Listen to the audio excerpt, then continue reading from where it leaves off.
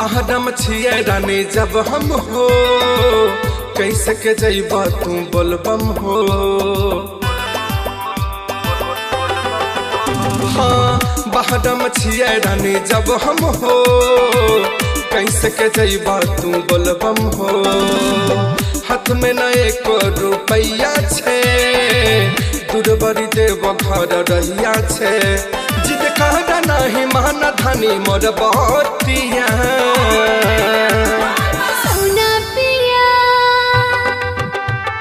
सुना पिया लो माने जिया, सावन में जल ढारे तब घर जावे पिया। सावन में जल ढारे तब घर जावे पिया।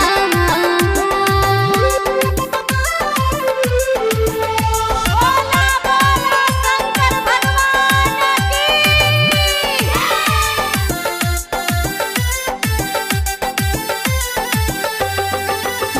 जनगला सल जइबे सुल्तानगंज नहेबे, सुनीला धानी बतिया हो।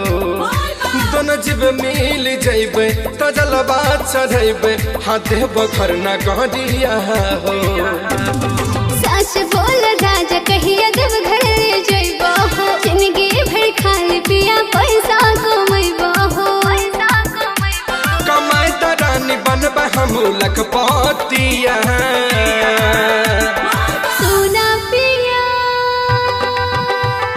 सुना पिया बात माना पिया, अब के सावन में जइबे देव घर हम हो पिया। अब के सावन में जइबे देव घर हम हो पिया।